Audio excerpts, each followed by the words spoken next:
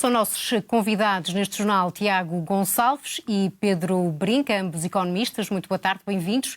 Começo por pedir-lhe, Pedro, uma reação aos escolhidos para a pasta das Finanças e da Economia.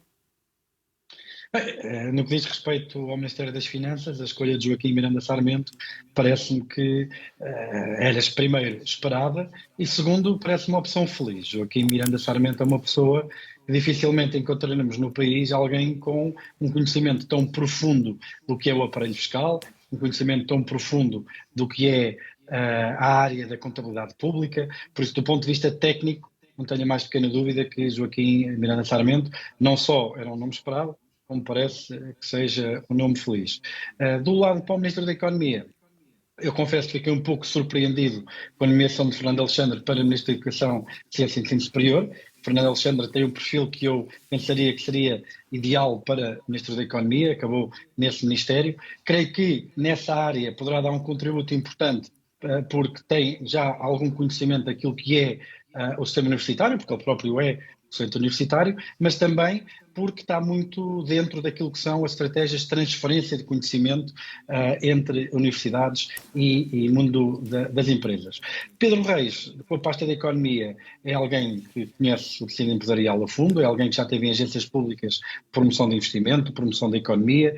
Parece-me que é um nome também que me oferece poucas dúvidas no que diz respeito ao que é a dinâmica empresarial e à sua capacidade de imprimir uma força positiva nessa dinâmica empresarial. No que diz respeito às grandes opções estratégicas e ao papel do governo na economia, não lhe conheço um pensamento muito profundo, mas creio que será sem dúvida um nome também com currículo forte.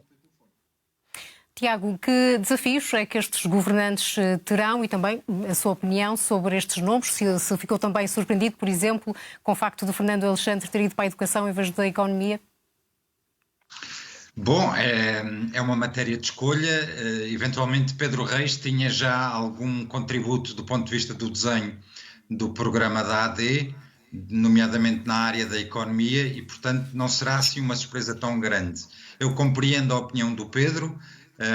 Ele pensa do ponto de vista das competências do Fernando Alexandre, que será com certeza também um bom ministro da Educação e do Ensino Superior. Talvez a minha surpresa seja a junção destes dois ministérios que até à legislatura anterior estavam separados e com alguma razoabilidade, até porque os desafios do ensino superior não são iguais aos dos restantes níveis de ensino e, portanto, poderá haver aqui alguma distração para um dos lados, provavelmente para o lado do ensino superior, e isso pode levantar algumas questões. Mas, na generalidade, eu gostava de salientar também, obviamente, conhecendo Joaquim Miranda Sarmento, que é um ministro no qual eu deposito grande confiança pelas suas competências, quer do ponto de vista da substância do conhecimento da economia e nomeadamente dos mecanismos fiscais, quer do ponto de vista até da preparação com todo o seu percurso relacionado com a UTAU e com os conhecimentos do que é o intrincado de produzir um orçamento de Estado. Quanto aos desafios, eu acho que o grande desafio deste governo é conseguir balancear aquilo que são os obstáculos políticos, digamos assim, da geometria do Parlamento com aquilo que podem ser as exigências de um pensamento mais estrutural e de uma alteração da forma de alimentar o desenvolvimento económico do país e de promover o crescimento e a produtividade que estava implícita no programa da AD. E, portanto, desse ponto de vista, provavelmente eu diria que este ano estamos num período experimental do governo, é a fase de período experimental, e nessa fase de período experimental eu diria que a atenção vai estar muito mais virada para conseguir gerir financeiramente as promessas que foram feitas durante a campanha eleitoral por parte da AD e tentando evitar aquilo que podem ser alguns obstáculos parlamentares, digamos assim, à sobrevivência deste governo. Pedro, no cenário macroeconómico, a AD prevê um crescimento de 3,4% da economia portuguesa até 2028, através de um choque fiscal de 5 mil milhões de euros. Foi muito falado durante a campanha. Será um desafio manter este objetivo, considerando que terá de dar resposta a médicos, professores, polícias? Esse, por um lado, é o desafio do lado da despesa, não é? Houve um conjunto de promessas que foram feitas a professores, a médicos, inclusive à questão da equiparação da PSP e da GNR àquilo que já tinha sido concedido à Polícia Judiciária, que obviamente vão ter um impacto na despesa permanente. Mas do lado da receita também há uma questão. Nós temos aqui prometido um choque fiscal, que é importante para restabelecer a capacidade competitiva do país, mas no longo prazo este choque fiscal terá tanto ou mais poder de dinamizar a economia portuguesa, quanto mais ele conseguir induzir crescimento e atividade económica. Ao penalizarmos menos a criação de riqueza, convencermos as pessoas, as empresas e outros que queiram vir para Portugal, de facto Portugal tem um ambiente atrativo para a criação de riqueza e então alavancar esse crescimento económico. Ora, para mim o maior obstáculo é que nós podemos descer o IRC para zero, podemos descer o IRS para zero. Se daqui a 6 meses nós tivermos um governo que chega cá e muda tudo outra vez, quer dizer, essas políticas vão ter um impacto nulo. Por isso, para mim, o maior obstáculo está precisamente nesta perspectiva de instabilidade legislativa desta legislatura e que não dão confiança e não inspiram em confiança que seria preciso aos agentes para que, de facto, este efeito acelerador da diminuição da carga fiscal se pudesse materializar em crescimento económico e, ao mesmo tempo, em melhorar o nível de vida do país. Se me permites, há aqui 3 dossiês que me parecem que precisam de um acordo de regime, se quiser assim. Claramente, na parte fiscal, mais uma vez, com a instabilidade é impossível que qualquer estímulo fiscal tenha um impacto maior que aquele meramente contabilístico.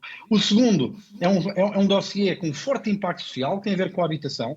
É muito importante estabelecer um conjunto de regras para o mercado de habitação, sobretudo para o mercado de arrendamento, que haja um amplo consenso do arco governativo, que possa inspirar confiança nas pessoas para construir, para arrendar e para que, de facto, os portugueses possam ter mais casas para escolher e sejam os senhorios a concorrer por inquilinos e não o que temos agora, que é inquilinos a concorrer por senhorios e preços a disparar. E o terceiro é aquilo que me parece, neste quadro político, será o único que poderá ter alguma oportunidade de acontecer, que é precisamente na justiça. Na justiça porquê? Porque creio que há aqui 2 coisas fundamentais que creio que correu muito mal no fim desta legislatura. Uma tem a ver com a dinâmica do que se passou na Madeira, a própria dinâmica das condições que levaram à queda do governo anterior e também o atual estado do sistema do direito administrativo fiscal, a morosidade dos processos, etc. Rita Alarcão Júdice é alguém que eu tive o privilégio de conhecer no âmbito da campanha eleitoral, tenho uma ótima impressão da Rita e creio que ela poderá ter as qualidades que são precisas para efetivar essa mudança. Se vai ter a capacidade política de gerar esse consenso, não sei. Pedro Nuno Santos já avisou que não está aberto a pactos de regime, que esse para mim será talvez o obstáculo maior, de facto, é que políticas estruturais com capacidades de mudar o país possam ser postas em prática.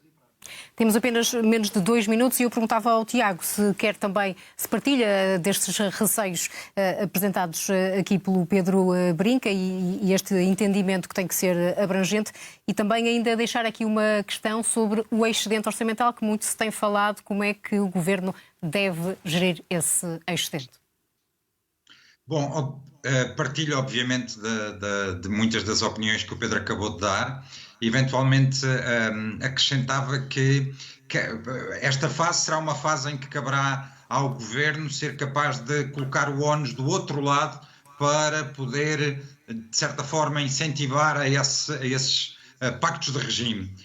E, portanto, eu diria que num muito curto prazo é difícil que isso aconteça. Aliás, eu não esperaria que isso aconteça. Eventualmente, uma boa gestão política que está implícita neste elenco governativo pode levar a que mais tarde no ano consigamos ter aqui uma alteração de força política que possa levar a isso. Quanto ao excedente orçamental, eu partilho da opinião de que esse excedente orçamental tem que ser olhado com alguma cautela. Ele tem características conjunturais, muito tem a ver com o facto que o período inflacionista criou receita fiscal mas também gerou, com um pequeno delay, um aumento da despesa. Reparem que o próprio ministro cessante das Finanças chamou a atenção para o facto de que as atualizações salariais para 2025 e atualizações do ponto de vista das pensões vão exigir qualquer coisa como 2.500 milhões de euros. Isso é uma parte significativa do excedente orçamental que estamos a falar agora. Portanto, isto não é um dinheiro que nós possamos contar como um rendimento constante, como uma receita constante que possa ser rapidamente distribuída a agentes económicos com maior ou menor poder político e que, portanto, cria aqui uma espécie de euforia financeira que permite fazer tudo que antes não foi feito do ponto de vista, diria, eleitoralista. Portanto, eu acho que até aí tem que haver algum cuidado e eu confio que haverá esse cuidado.